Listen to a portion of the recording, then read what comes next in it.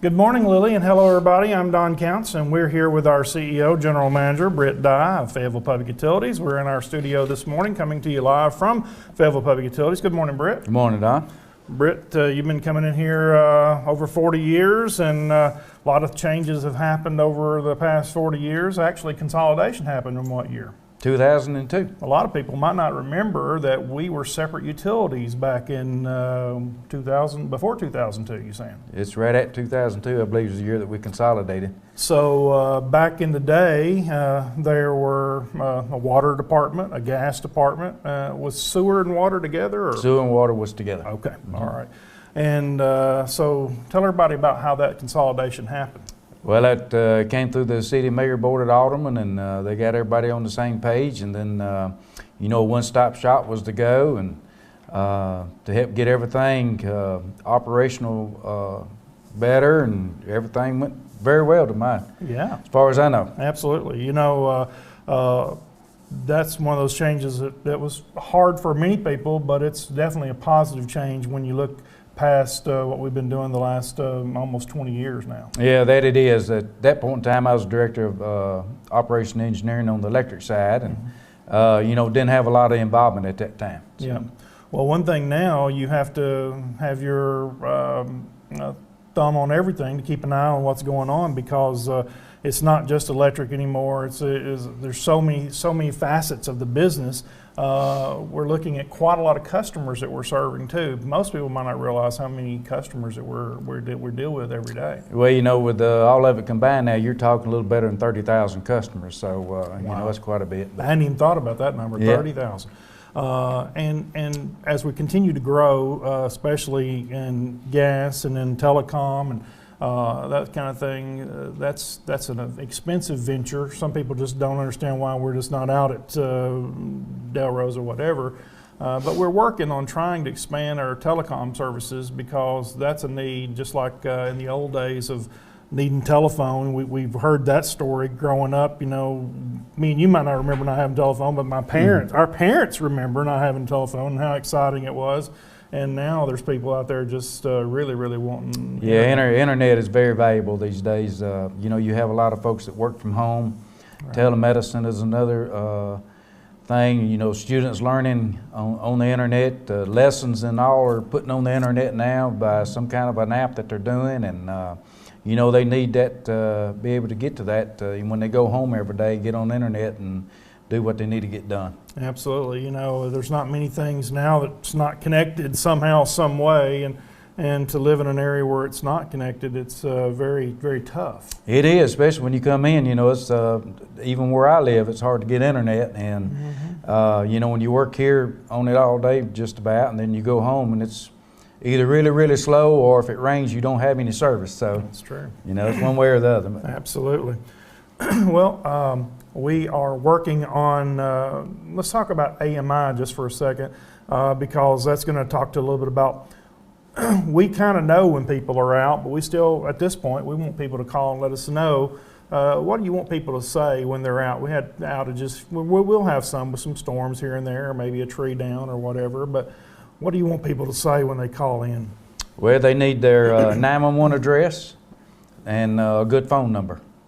And, if we can get that, and how long they've been out, are they still at home? Because we have some customers, if they go out of power, and then they'll leave home, and then they'll keep calling in saying they're still out of power, but they're not at home. Oh. We have that to happen, quite a bit, and then we'll call and see that now with the AMI, we can see that they do have power. Right. But we want to make sure that you do have power, exactly. So, if you haven't been home when you were out of power, just be sure that you do have power. That's right. I had a call yesterday. A guy called and said his power was out, but unfortunately he hadn't paid his bill. Yeah. So we can explain how that works. We now don't have to roll a truck in that situation. Sometimes we have to roll a truck. Sometimes we do not have to roll a truck. It just depends on how the communications, throughout the system is working. That's just like reading the meters, for example. We get most of the reads in here now. But there's days that, with the foliage and those kinds of things, that the readings aren't as good. I'm talking about as far as communicating. Readings are good. Yeah. We just got to be sure we got good communications. Well, probably the coolest thing that we have now in that portion of it is Smart Hub, where you can literally see what kind of usage you're using. I can see when my wife dried the towels or whatever, you can sort of see that bump up on SmartHub with I'm not sure how that works, but that's pretty cool. Well, you can get on SmartHub and it tells what your kilowatt hours, your peak time, those kinds of things. And you also get your bill notification way before you get it ever in the mail, you know, when it's due and how much it is. But, you know, there's a lot of information on SmartHub. It's just get in there and use it and you can have an idea, you know, what's going on with your usage. A guy called the other day. We were going to have some of these higher bills now because it's been so hot. He said he left his thermostat on 78 all the time, and his bill should be about $100 every month. Well, the problem is it's so hot. Maybe you can explain that a little bit better than I explained it to him. Well, it is hot, and you know, whatever the difference is between inside and outside temperatures is where it tries to keep it, you know, on the inside. And you know, even at 78 degrees, that heat pump's still going to run, because if it's 95 to 100, and plus you got heat index, I think that was somewhere exceeding 105 to 106 degrees, you know, in the last couple of weeks. So that makes a difference as well, the humidity. Yeah, just because you leave it on 78, it's not going to keep your bill at the same. That's correct. That's right.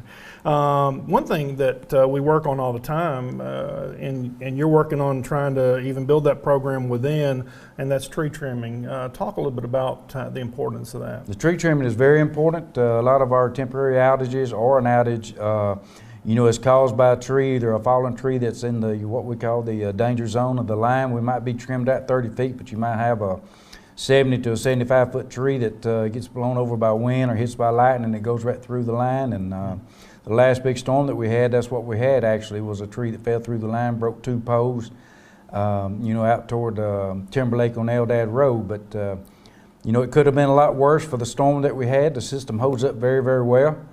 And it's not like what it used to be when I first came to work here. You know, you could be out several days over a storm of that size compared to how long we're out now to a storm of the same size. Yeah, you were mentioning the Eldad Road tree down.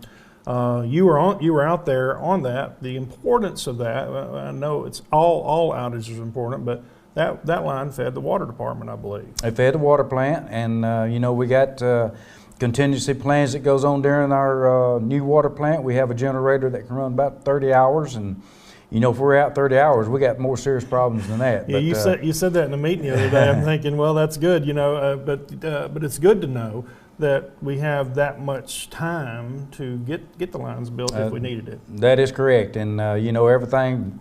Nobody ever knew that the water plant was without power. Right. Right. You know, with the generator running everything out there. Speaking of the water plant, it's a state-of-the-art system. I know you're proud of. That's been built in your time, and we went from old technology to new technology. We did, and you know, it's updated and upgraded the system, you know, tremendously. We're very proud of the membrane system. It's working really, really well for us. Get good quality water, safe drinking water. And you know, we keep continually making improvements to the water plant as well as the wastewater plant. There was just a lot of improvements in rehab that needs to be made, and you know, we're making a lot of progress and going to continue to make progress. Well, the actual, I guess the system of water and sewer, we're actually doing a lot of rehab, and actually doing some rehab right here in front of Fayetteville Public Utilities on West College Street. We are. We've been replacing a lot of sewer, you know, especially on the main.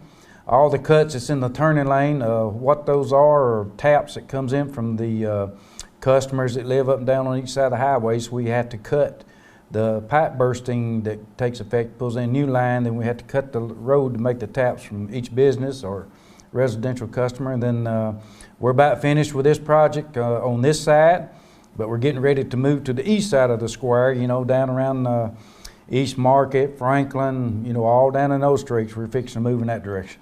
We have a lot of rehab to do because a lot of people might not understand that that's some aging infrastructure underneath there. Been there for many years. Been there many years, and it's time for it to be replaced. And you know, if you don't get it replaced and do the right thing, EPA is going to be telling you how to replace it to do the right thing, and we don't want that. And you know, it's deteriorated, and we need to get it fixed. We talk about it everywhere you and I go, but there's not a city that we can go in now that you don't see this kind of rehab going on.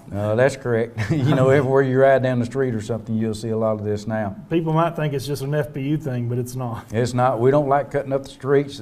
Nobody likes us cutting up the streets, but you know, your water and sewer runs right down the street and at the edge of the curb and in the sidewalks and everything else. But that's just the way that, you know, it was installed back 50, 60, 70 years ago, and we're just trying to get it repaired. Yep, you've met with the city, and y'all have y'all work together on trying to let them know when you're doing this and they're doing that. But still, sometimes it's difficult because a lot of people might not understand. I mean, you've talked about it, and you've talked about it. But when they go in and pave a street, you know, some of the equipment causes some problems underneath for the old infrastructure. If it's on some aging infrastructure, the weight of the rollers or packers or whatever it could be, you know, at that time you might not have a problem, but by the time they get through vibrating that pavement, and, you know, it causes a problem. And, you know, it's just matter of fact, that's what caused one of our biggest water leaks that we had back in '07 when it was really dry.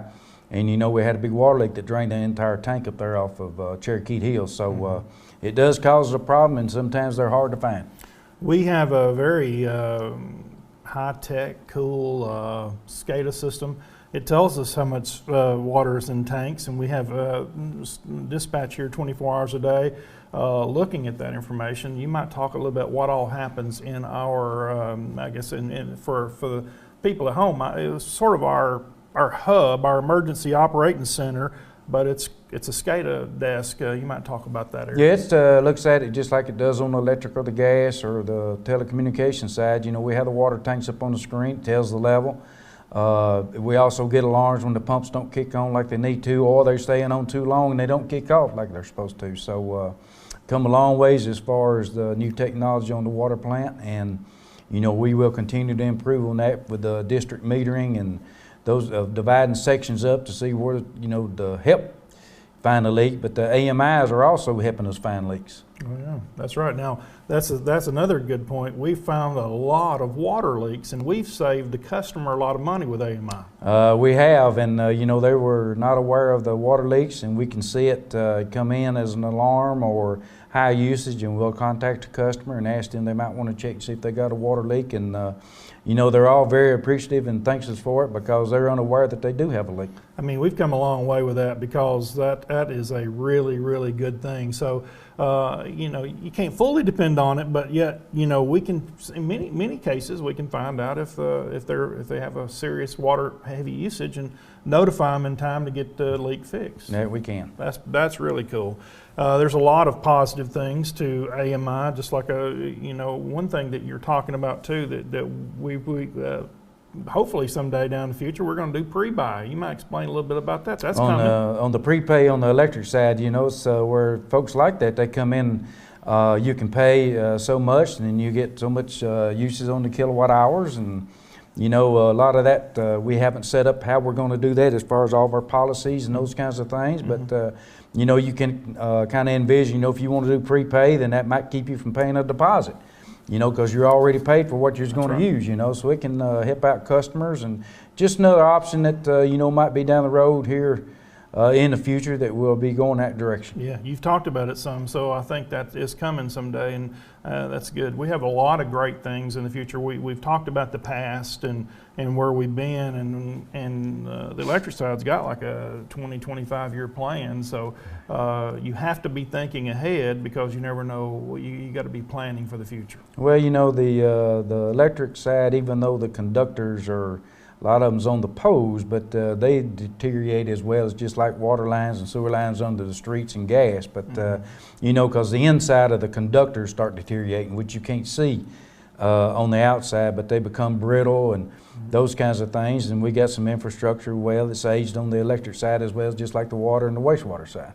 And you do a lot of reconductoring, and sometimes you're putting larger conductor in. You might explain that. We put the larger conductor in. Number one, you know, the loads start getting heavier, and you have voltage drop to some degree, not a lot, but we want to keep all that from happening. So we've been upgrading those circuits. You know, we're upgrading the Blanche substation now from 7200 to 14.4, and you know, that'll be a a big increase in what we can carry as far as the load and the capacity that's available in that area, and hope to keep expanding. And like I said, we got another work plan that we'll be working on here next couple of years, probably out 4 more years, and just keep replacing and upgrading our system. That's right. Well, also our gas system, we've talked a little bit about it, but we have, believe it or not, within a month or two, it'll be turned off cool. That sure. It will, and I know it's getting time to be free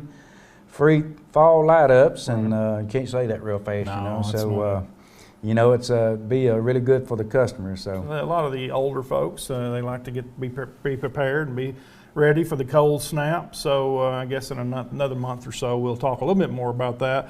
But one thing we want to mention real quick before we have to go, budget billing might help people for these ups and downs. That is correct. It kind of averages your bill and keep you on about the same cost as far as how you pay, and then we'll settle up in March, I believe it is, and March or May, I think. Mm-hmm. So you will settle up, and then that helps you through the tough months of when the bills are high.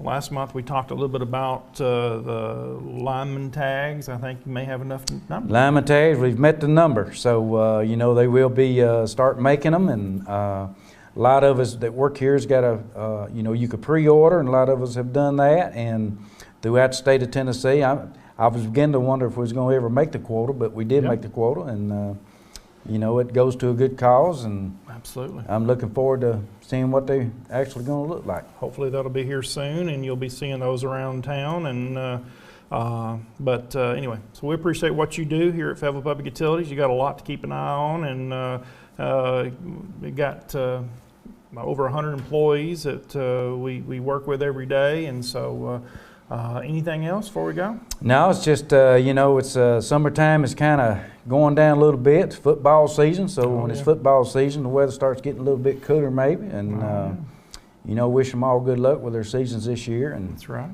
And got good help, and just stay safe. Absolutely. Well, we appreciate you being here with us this morning on the Breakfast Club and Newsmakers. We appreciate Lily getting us on the air this morning, and we appreciate you watching here on Fayetteville Public Utilities Channel 6. I've had the CEO, General Manager Britt Dye with me this morning.